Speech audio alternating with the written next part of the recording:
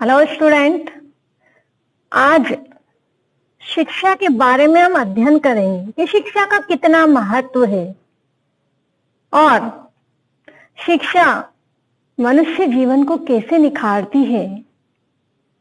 उसी संदर्भ में हमारा जो अध्याय है वह है एक महिला को लेकर है और उस महिला का नाम सावित्रीबाई फूले है और उन्हीं पर आधारित यह अध्याय है।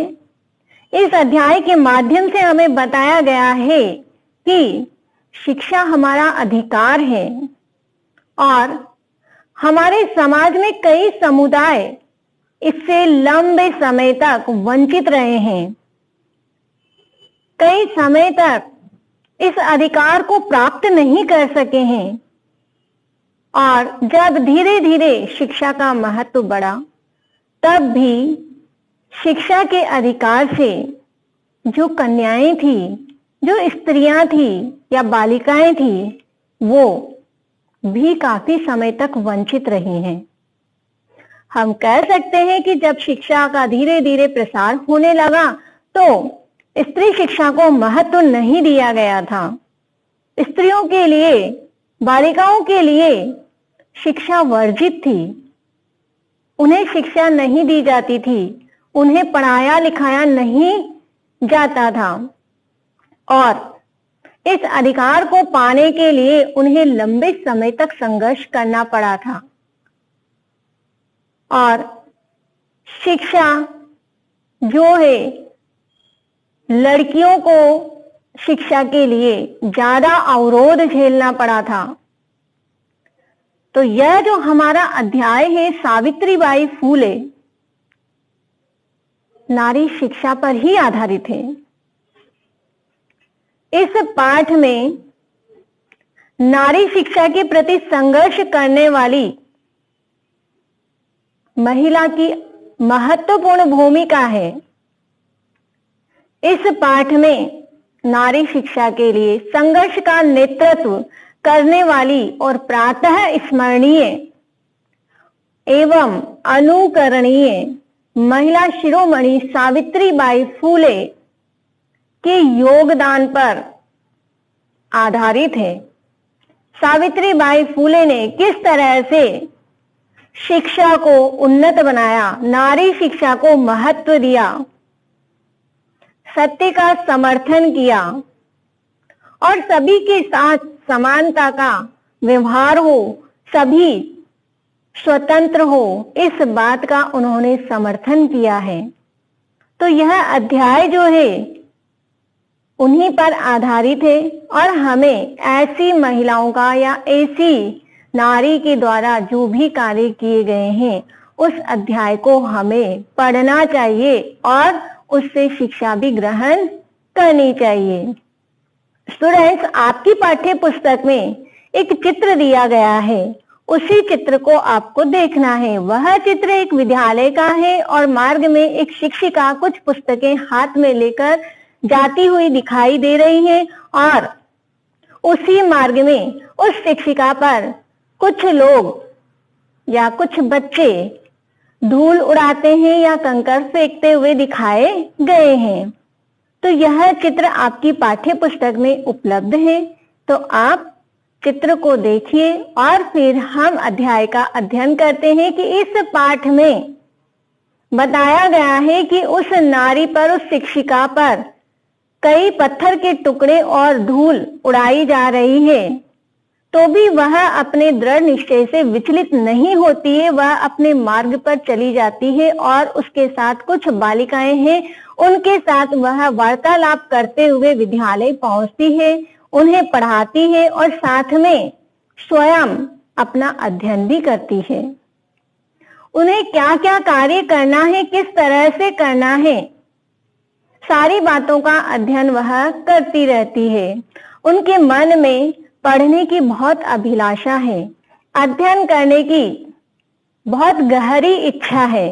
वो आगे और अधिक पढ़ना चाहती है, लेकिन यह समाज के दायरे में कई बार उन पर शिक्षा के मार्ग में बाधाएं उपस्थित हुई हैं।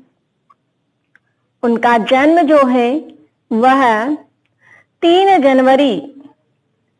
जनवरी 1831 को महाराष्ट्र के नया गांव में हुआ था। किसका? सावित्रीबाई का। 3 जनवरी 1831 में महाराष्ट्र के नया गांव में हुआ था और उनका विवाह जब हुआ तब वे 9 वर्ष की थी। उनका विवाह ज्योतिबा फूले के साथ संपन्न हुआ था। तब ज्योतिबा फूले भी मात्र 13 वर्ष के थे, लेकिन वे शिक्षा के प्रबल समर्थक थे, तो इस बात से सावित्रीबाई को अपने शिक्षा के मार्ग में नया उत्साह नजर आया। बाद में उन्होंने अंग्रेजी विषय का भी अध्ययन किया और फिर उन्होंने सन 1848 में पुणे नगर में ज्योतिबा फूले के साथ कन्याओं के लिए प्रथम विद्यालय आरंभ किया। देश में उस समय छुआछूत की भावना थी या छुआछूत का भाव था, तो जो निम्न जाति की कन्याएं थी, निम्न जाति की महिलाएं थी, उनके साथ अच्छा व्यवहार नहीं था। तो इसी बात को देखते हुए उन्होंने 1851 में एक पृथक विद्यालय भी आरंभ किया। किसके लिए? निम्न श्रेणी की कन्याओं के लिए। उन्होंने उनके लिए अलग से विद्यालय आरंभ किया। धीरे धीरे उन्होंने देखा कि देश में असमानता का व्यवहार हो रहा है। उस बात से उनका मन बहुत दुखी था। उन्होंने यह भी देखा कि कुएं के आसपास कुछ निम्न जाति की महिलाएं फटे पुराने चित्रों में लिपटी हुई पानी के लिए याचना कर रही है। इस दृश्य को देखकर उनके मन में गहरा संताप उत्पन्न हुआ। वे उन महिलाओं के पास गई और उन्हें अपने साथ अपने घर की तरफ ले गई। वहां उन्होंने तालाब दिखाया और उनसे कहा, जितना पानी चाहिए उतना ले लो, यह सार्वजनिक है, यहाँ कोई जाति बंधन नहीं है। तो इस तरह से उन्होंने कई कुप्रथाओं का भी अंत किया, सबके अंदर समानता का भाव जागृत किया और वे धीरे धीरे करके एक एक करके अपने कार्य में निरंतर सफल भी होती रही और 1897 में उनकी मृत्यु हो गई। तो हम इस अध्याय का अध्ययन यहाँ गद्यांश के माध्यम से कर रहे हैं। तो आइए हम पहला गद्यांश देखते हैं। ऊपरी निर्मितम चित्रम पश्यते। ऊपर जो चित्र बना हुआ है आप उसे देखिए। हमने आपको बता दिया है कि आपकी पाठ्य पुस्तक में एक विद्यालय का चित्र दिया हुआ है, तो आप अपनी पाठ्य पुस्तक में अपने चित्र को देखेंगे और देखिए, ऊपरी निर्मितम चित्रम पश्यत इदं चित्रम कस्याचित् पाठशालाया वर्तते। इयं सामान्या पाठशाला नास्ति, इयमस्ति महाराष्ट्रस्य प्रथमा कन्या पाठशाला। एका शिक्षिका गृहात् पुस्तकानि अदाय चलति। मार्गे कश्चित् तस्या उपरि धूलिं कश्चित् च प्रस्तरखण्डान् क्षिपति। परं सा दृढनिश्चयात् न विचलति। स्वविद्यालये कन्याभिः सविनोदम् आलपन्ति। सा अध्यापने संलग्ना भवति। तस्या स्वकीयम् अध्ययनमपि सहैव प्रचलति। केयं महिला अपि यूमिया मा महिला जानीथ। केयं महिला अपि यूयमिमां महिला जानीथ। इयमेव महाराष्ट्रस्य प्रथमा महिला शिक्षिका सावित्रीबाई फूले नामधेया। शब्दार्थ ऊपरी, ऊपर, पश्चात देखो, गृहात घर से, आदाय लेकर, जानित जानते हो, नामधेया नामक। तो देखिए अनुवाद। ऊपरी निर्मितम चित्रम पश्यत, ऊपर बने हुए चित्र को देखो। इदं चित्रम कस्याचित् पाठशालाया वर्तते, यह चित्र किसी पाठशाला का है। इयं सामान्य पाठशाला नास्ति, यह सामान्य पाठशाला नहीं है। इयमस्ति महाराष्ट्रस्य प्रथमा कन्या पाठशाला, यह महाराष्ट्र की प्रथम कन्या पाठशाला है। एका शिक्षिका गृहात् पुस्तकानि अदाय चलति, एक शिक्षिका घर से पुस्तकें लेकर चलती है। एक शिक्षिका घर से पुस्तकें लेकर चलती है। मार्गे कश्चित् तस्या उपरि धूलिं कश्चित् च प्रस्तरखंडान् क्षिपति, मार्ग में उसके ऊपर कोई धूल उड़ाता है और कोई पत्थर के टुकड़े फेंकता है। मार्ग में उसके ऊपर कोई धूल तो कोई पत्थर के टुकड़े फेंकता है। परम सा दृढ़ निश्चयात् न विचलति, लेकिन वह अपने दृढ़ निश्चय से विचलित नहीं होती है। स्वविद्यालय कन्या भी सविनोदम आलपंती, अपने विद्यालय की कन्याओं के साथ सविनोदम हंसी मजाक की बातें करते हुए सा अध्यापने संलग्ना भवति, उनके साथ अध्ययन करती हुई। स्वविद्यालय कन्या भी सविनोदम आलापन्ति सा अध्यापने संलग्ना भवति, अपने विद्यालय की कन्याओं के साथ हंसी मजाक की वार्तालाप करते हुए या बातें करते हुए वह पढ़ाने में संलग्न होती है, अर्थात उन्हें पढ़ाती है विद्यालय जाकर। तस्या स्वकीयम् अध्ययनमपि सैव प्रचलति, उसका स्वयं का अध्ययन भी साथ चलता है, वह स्वयं भी अपना अध्ययन करती है। केयं महिला, कौन है यह महिला? अपि यूयमिमां महिला जानति, क्या तुम सब उस महिला को जानते हो? क्या तुम सब उस महिला को जानते हो? इयमेव महाराष्ट्रस्य प्रथमा महिला शिक्षिका सावित्रीबाई फूले नामधेया, यह महाराष्ट्र की प्रथम महिला शिक्षिका सावित्रीबाई फूले जनवरी मासस्य तृतीये दिवसे 1831 तमे ख्रीष्टाब्दे महाराष्ट्रस्य नयागांव नाम्नि स्थाने सावित्री अजायत। तस्या माता लक्ष्मीबाई पिता च खंडोजी इति अभिहितो।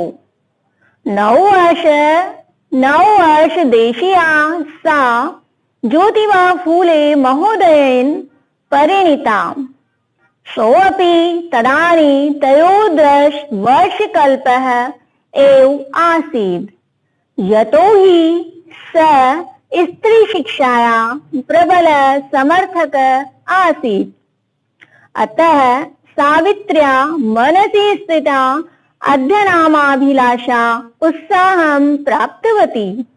इतः परं साग्रहम् आङ्ग्लभाषाया अपि अध्ययनं कृतवती।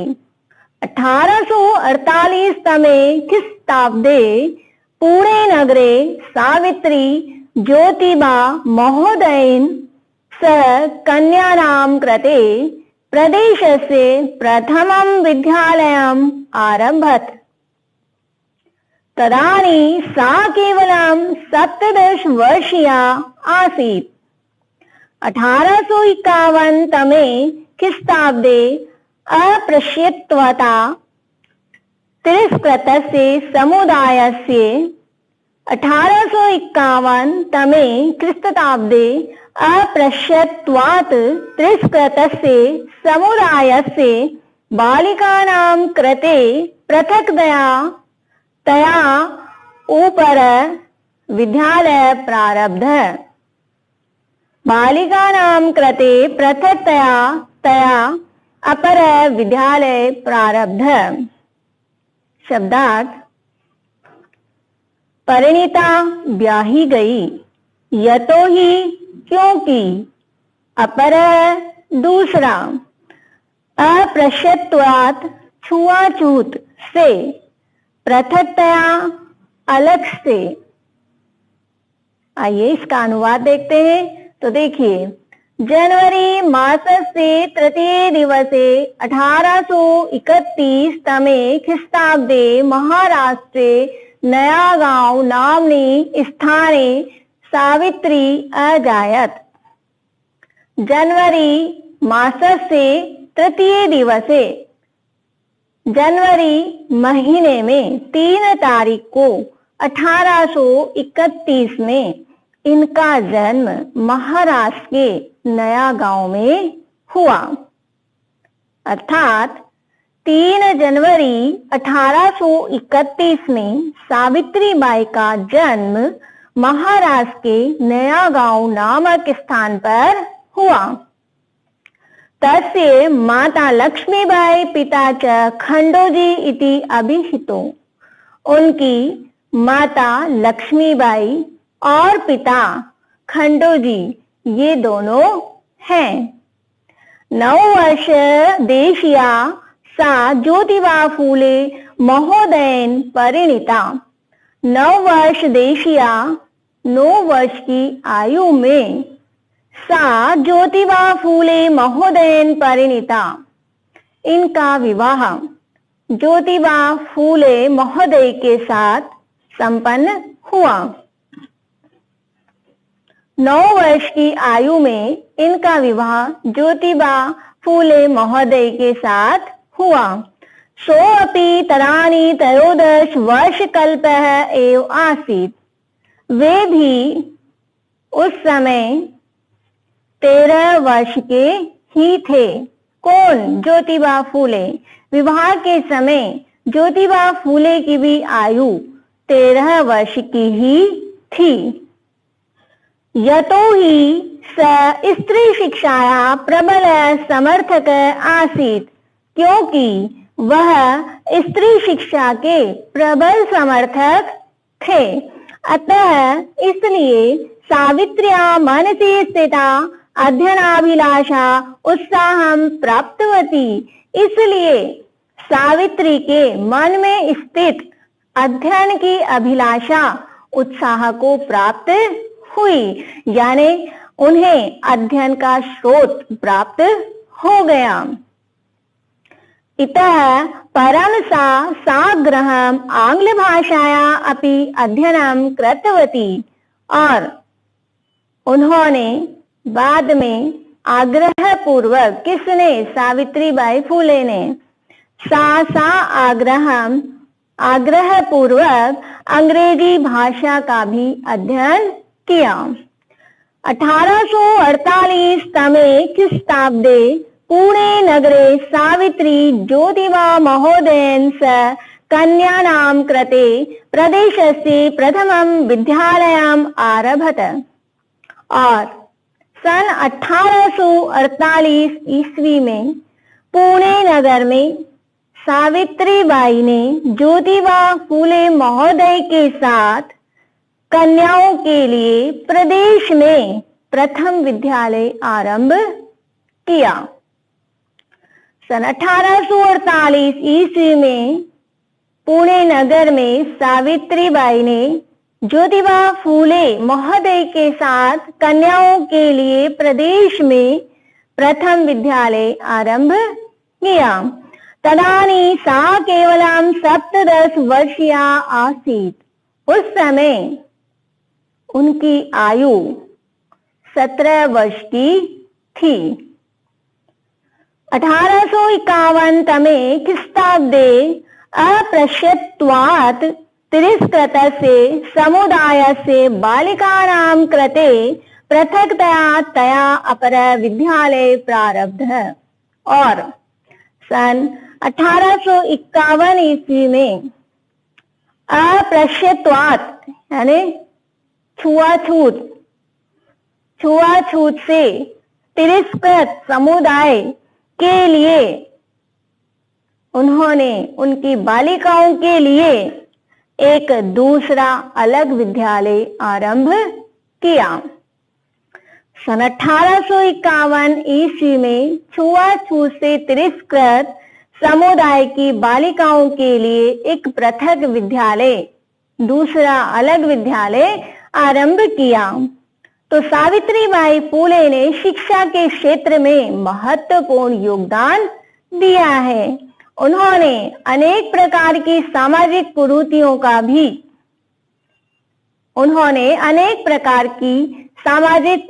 का भी खंडन किया है। इसका अध्ययन हम आगे करेंगे।